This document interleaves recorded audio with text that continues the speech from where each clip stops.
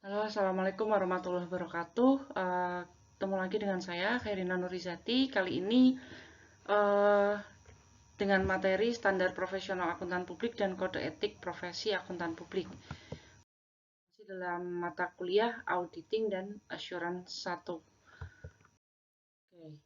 Nah, sebelumnya kita harus mengetahui dulu ya dasar pemikiran kenapa setiap profesi itu perlu ada eh, kode etiknya gitu ya, penyusunan etika profesional. Jadi akan adanya kebutuhan ya, kebutuhan profesi tersebut tentang kepercayaan masyarakat terhadap mutu atau kualitas dari jasa yang diberikan oleh profesi tersebut. Jadi setiap profesi apapun itu memiliki etika profesional yang diterbitkan oleh organisasi profesi untuk mengatur perilaku anggotanya dalam menjalankan praktik profesinya bagi masyarakat. Sehingga apabila khusus terkait dengan auditing, apabila laporan audit yang diberikan itu memiliki kualitas yang tinggi, maka trust atau kepercayaan dari masyarakat untuk atas laporan keuangan yang dihasilkan oleh perusahaan itu juga akan meningkat, yang dampaknya itu ke berbagai sektor gitu ya, termasuk ke perusahaan klien itu sendiri. Nah, masuk ke standar profesional akuntan publik, kita bahas dulu tentang sejarahnya gitu ya, bagaimana perkembangannya dari masa ke masa. Nah, awalnya di tahun 1972 gitu ya, untuk pertama kalinya pada Kongres ketiga Ikatan Akuntan Indonesia, itu IAI menerbitkan yang namanya norma pemeriksaan akuntan ya, yang meliputi tanggung jawab akuntan publik, unsur-unsur norma pemeriksaan akuntan yang mencakup pengkajian dan penilaian pengendalian internal, kemudian bahan pembuktian dan penjelasan informatif, pembahasan mengenai peristiwa kemudian, laporan khusus dan berkas pemeriksaan. Kemudian pada Kongres keempat IAI tahun 1982 dibentuk komite norma pemeriksaan akuntan ya, norma pemeriksaan akuntansi yang mengusulkan untuk dilakukan penyempurnaan atas buku norma pemeriksaan akuntan yang lama. Sehingga pada tahun 1986 norma pemeriksaan akuntan ini yang telah diteliti dan disempurnakan oleh tim pengesahan disahkan oleh pengurus Pusat Ikatan Akuntan Indonesia sebagai norma pemeriksaan yang berlaku efektif mulai tahun tersebut, yaitu 31 Desember 1986. Selanjutnya pada tahun 1992 IAI menerbitkan norma pemeriksaan akuntan edisi revisi. Dilanjutkan pada tahun 1994 dalam Kongres ke-7 IAI mengesahkan standar profesional akuntan publik yang kemudian direvisi dan diterbitkan dalam buku standar profesional akuntan publik pada tahun 2001 yang terdiri atas 5 standar, yaitu pernyataan standar auditing, pernyataan standar atestasi, pernyataan standar jasa akuntansi dan review, pernyataan standar jasa konsultasi, dan pernyataan standar pengendalian mutu yang dilengkapi dengan interpretasi pernyataan standar masing-masing. Kemudian pada tahun 2011 Institut Akuntan Publik Indonesia merevisi SPAP tersebut yang diperlihatkan di dalam hierarki seperti ini. Jadi disusun SPAP-nya ya berdasarkan revisi yang tahun 2011 itu terdiri dari standar auditing yang didasari oleh landasan konseptual, kemudian terdiri dari 3 standar besar ya, yaitu standar umum, standar pekerjaan lapangan, dan standar pelaporan.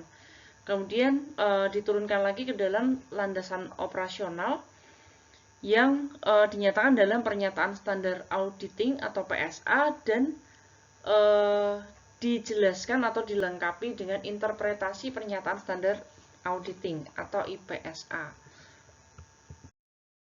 Nah, kita bahas yang SPAP lama dulu ini ya, yang tahun 2011. Jadi tadi sudah kita singgung sebentar, ada 10 ya, ada 10 standar auditing menurut PSA atau pernyataan standar auditing nomor 1 gitu ya. SA seksi 150. Ada 10 standar yang dibagi ke dalam 3 kelompok besar. Yang pertama ada standar umum. Standar umum yang pertama yaitu auditor harus dilaksanakan oleh seorang atau lebih yang memiliki keahlian dan pelatihan teknis yang cukup memadai sebagai auditor. Jadi, untuk menjadi auditor itu ada pendidikan atau persyaratan yang harus ditempuh. Yaitu yang pertama pendidikan formal ya, pendidikan formal minimal S1 akuntansi dan memiliki register nomor register akuntan negara, kemudian memiliki pengalaman profesional dan juga mengikuti pendidikan profesi berkelanjutan atau PPL akuntan, baik yang diadakan oleh KAP sendiri, IAP atau seminar-seminar yang diadakan oleh IAI. Kemudian standar umum yang kedua, dalam semua hal yang berhubungan dengan perikatan, independensi dalam sikap mental itu harus dipertahankan oleh auditor, di mana independensi ini ada 3, tapi umumnya nanti yang diterapkan itu ada 2, yaitu independence in appearance atau independensi dalam penampilan, independence in fact, dan independence in mind. Yang pertama independence in appearance, jadi auditor itu harus ditampilkan atau harus terlihat independen, dilihat dari struktur organisasi perusahaan. Jadi auditor itu harus berada di luar struktur organisasi perusahaan, sehingga dia benar-benar tidak ada hubungan atau tidak ada kaitan dengan orang-orang di dalam perusahaan. Kemudian independence in fact, pada kenyataannya dalam pelaksanaan jasa atau profesinya dia benar-benar menjaga integritasnya untuk tetap tidak bias gitu ya dalam pengambilan keputusan, tidak memihak siapapun. Kemudian independence in mind atau dalam pikiran. Jadi ketika auditor itu menemukan suatu salah saji atau suatu kemungkinan kecurangan dari si klien, maka dia tidak kemudian mengambil sikap untuk meminta fee yang lebih misalnya untuk agar ditutupi fakta atau tidak disampaikannya temuan tersebut gitu. Jadi tetap dia harus jujur dan tidak memihak pada klien. Kemudian standar umum yang ketiga yaitu penggunaan kemahiran profesional dengan cermat dan seksama. Di sini standar umum yang ketiga ya. Jadi dalam pelaksanaan audit dan penyusunan laporannya, auditor wajib menggunakan kemahiran profesional dengan cermat dan seksama, yaitu dengan dia harus mengamati dan mematuhi standar pekerjaan lapangan dan standar pelaporan. Ini standar pekerjaan lapangan. Yang pertama yaitu perencanaan dan supervisi audit. Jadi setiap pekerjaan audit itu harus direncanakan dengan sebaik-baiknya, dan jika digunakan asisten, maka asisten itu harus disupervisi dengan semestinya. Kemudian standar pekerjaan lapangan yang kedua, pemahaman yang memadai atas pengendalian internal itu harus diperoleh untuk merencanakan audit dan menentukan sifat, saat, dan lingkup pengujian yang akan dilakukan. Kemudian yang ketiga, bukti audit kompeten yang cukup itu harus diperoleh melalui inspeksi, pengamatan, permintaan keterangan dan konfirmasi sebagai dasar yang memadai untuk menyatakan pendapat atas laporan keuangan yang diaudit. Ini standar pelaporan, standar auditing yang bagian ketiga yaitu standar pelaporan. Standar pelaporan yang pertama, laporan auditor itu harus menyatakan apakah laporan keuangan telah disusun sesuai dengan standar akuntansi keuangan yang berlaku di Indonesia. Kemudian laporan auditor harus menunjukkan atau menyatakan jika ada, yaitu ketidakkonsistenan penerapan SAK atau standar akuntansi keuangan dalam penyusunan laporan keuangan pada periode berjalan jika dibandingkan dengan penerapan SAK pada periode sebelumnya. Kemudian standar pelaporan yang ketiga, pengungkapan informatif dalam laporan keuangan itu harus dipandang memadai kecuali dinyatakan lain dalam laporan auditor. Kemudian standar pelaporan yang keempat, laporan auditor harus memuat suatu pernyataan pendapat mengenai laporan keuangan secara keseluruhan atau suatu asersi bahwa pernyataan tadi itu tidak dapat diberikan. Kemudian kode etik profesi akuntan publik. Jadi ini mengikuti atau menjadi dasar gitu ya, aturan formal yang melengkapi SPAP tadi yang wajib dipenuhi oleh akuntan publik. Nah, rumusan kode etik ini diterbitkan ya oleh Ikatan Akuntan Publik Indonesia yang menjadi pedoman bagi seluruh anggota IAPI untuk bertugas secara bertanggung jawab dan objektif. Nah, ini kerangkanya ya, kode etik Ikatan Akuntan Indonesia yang terdiri atas 8 bab, 11 pasal, dan 6 pernyataan etika profesi. Nah, prinsip etika yang ini dinyatakan oleh dirumuskan oleh IAI Pusat gitu ya. Prinsip etika ada 8 prinsip, yaitu tanggung jawab profesi, kepentingan umum, integritas, objektivitas, kompetensi dan kehati-hatian profesional, kerahasiaan, perilaku profesional, dan standar teknis yang kemudian diturunkan menjadi aturan etika ya, aturan etika yaitu independensi, integritas, dan objektivitas. Oke. Independensi itu artinya dalam menjalankan tugasnya anggota kantor akuntan publik harus selalu mempertahankan sikap mental independen yang tadi kita udah bahas di dalam memberikan jasa profesional sebagaimana diatur dalam standar profesional akuntan publik. Sikap mental independen tersebut meliputi independence in appearance maupun independence in fact atau independen dalam fakta. Kemudian integritas dan objektivitas. Jadi dalam menjalankan tugasnya anggota KAP ini harus mempertahankan integritasnya, menghindarkan dirinya dari konflik of interest atau benturan kepentingan, kemudian tidak boleh membiarkan risiko terjadinya faktor salah saji material yang diketahuinya gitu ya, atau mengalihkan judgementnya atau pertimbangannya kepada pihak lain. Jadi itu tidak boleh. Itu yang namanya integritas dan objektivitas. Kemudian standar umum dan standar akuntansi ya, standar umum prinsip akuntansi. Jadi anggota KAP harus mematuhi standar beserta interpretasi, yaitu yang pertama kompetensi profesional. Jadi anggota KAP hanya boleh melakukan pemberian jasa profesional yang secara layak diharapkan bisa diselesaikan dengan kompetensi yang dia miliki. Jadi dia hanya boleh memberikan jasa ketika merasa bahwa dia memiliki kompetensi yang cukup untuk menyelesaikan penugasan tersebut atau perikatan tersebut. Kemudian kecermatan dan keseksamaan profesional.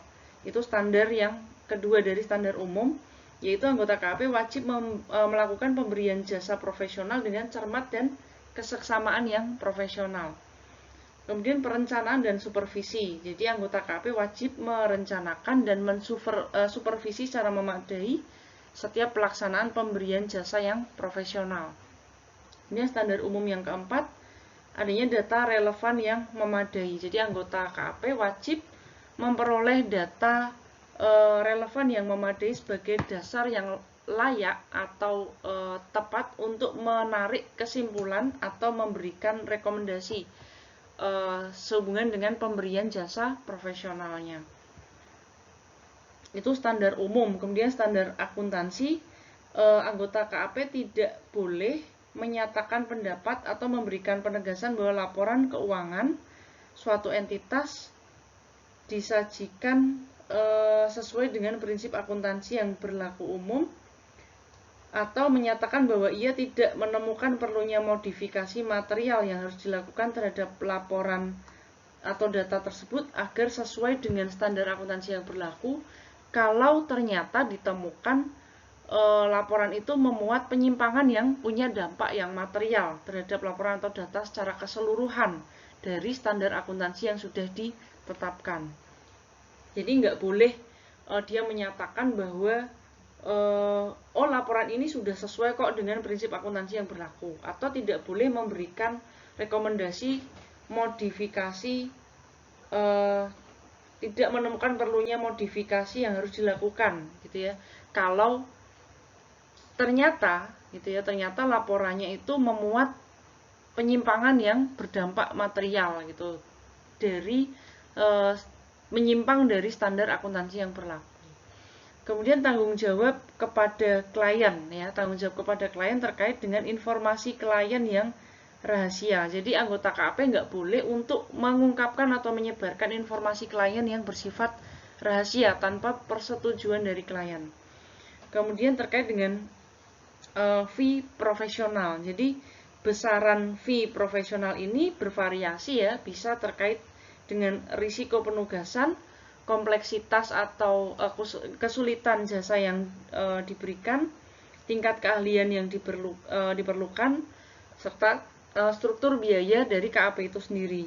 Nah, anggota KAP tidak diperkenankan mendapatkan klien dengan cara menawarkan fee yang bisa merusak citra dari profesi. Jadi nggak boleh menawarkan saya harganya segini kayak gitu. Jadi benar-benar harus didasarkan dengan resiko dan data yang ada gitu. Fee yang ditetapkan tuh berdasarkan tadi gitu ya, risiko, kompleksitas tugas, kemudian tingkat keahlian yang diperlukan seperti itu. Kemudian tanggung jawab kepada rekan seprofesi. Jadi sesama anggota Ikatan Akuntan Publik Indonesia wajib memelihara citra profesi dengan tidak melakukan perkataan dan perbuatan yang bisa merusak reputasi rekan seprofesi. Kemudian kompetensi antar akuntan publik. Jadi anggota IAI gitu ya wajib berkomunikasi secara tertulis dengan auditor atau akuntan publik terdahulu apabila akan mengadakan perikatan audit dengan menggantikan akuntan sebelumnya gitu ya. Nah, akuntan publik yang sebelumnya, yang pendahulunya itu wajib menanggapi secara tertulis permintaan komunikasi dari akuntan pengganti itu secara profesional. Jadi yang mau menggantikan juga menulis permohonan secara tertulis, sedangkan yang digantikan juga harus menanggapi ya secara profesional juga. Kemudian tanggung jawab dan praktik lain terkait dengan perbuatan dan perkataan yang mendiskreditkan profesi itu tidak boleh. Kemudian iklan, promosi dan kegiatan pemasaran lainnya. Jadi anggota IAI itu akuntan publik itu nggak boleh iklan ya, nggak boleh mempromosikan jasanya gitu.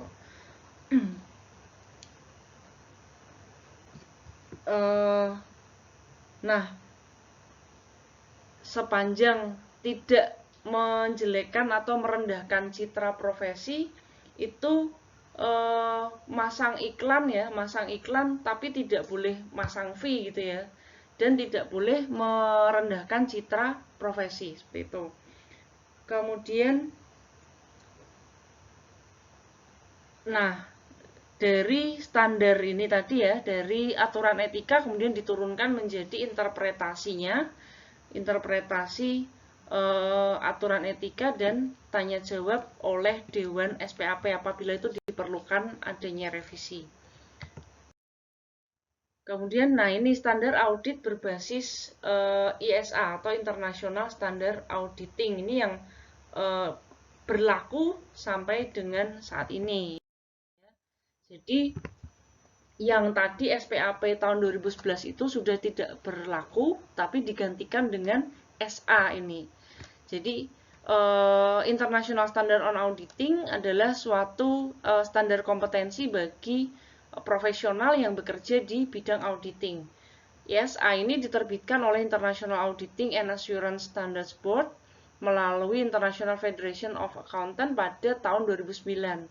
Nah, pada tahun per 1 Januari 2013 itu sudah diterbitkan ya, sudah disahkan oleh IAI, yaitu Standar Profesional Akuntan Publik dalam bentuk SA atau Standar Audit yang berlaku untuk audit atas laporan keuangan tahun 2013 untuk emiten atau yang listing di Bursa Efek Indonesia, dan tahun 2014 untuk yang non-emiten.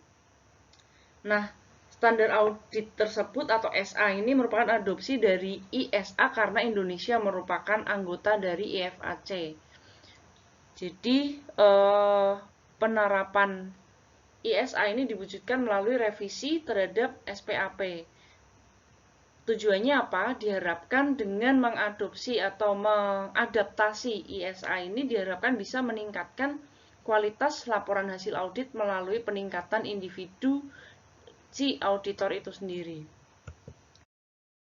Nah, apa perbedaan ISA dengan SPAP? Yang pertama, terkait dengan dokumentasi prosedur audit. Jadi, SA ini menetapkan batas waktu penyelesaian penyusunan berkas audit final itu maksimal 60 hari setelah tanggal pelaporan auditor. Nah, selain itu, KAP juga harus menetapkan kebijakan dan prosedur untuk retensi dokumentasi penugasan, di mana periodenya itu kurang dari 5 tahun sejak tanggal laporan auditan. Sedangkan menurut SPAP, periode retensi ini minimal 7 tahun. Kemudian terkait dengan pertimbangan kelangsungan usaha atau going concern. Ketika mempertimbangkan apakah suatu entitas ini memiliki kemampuan untuk melanjutkan usahanya di masa depan, ISA ini tidak membatasi minimal 12 bulan, sedangkan SPAP yang lama itu membatasi hingga 12 bulan setelah akhir periode pelaporan. Kemudian perbedaan dalam hal penilaian dan pelaporan pengendalian internal atas pelaporan keuangan. Jadi kalau menurut SA, penilaian dan pelaporan pengendalian internal ini nggak ada hubungannya atau tidak terkait dengan efektivitas pelaksanaan pengendalian internal itu sendiri.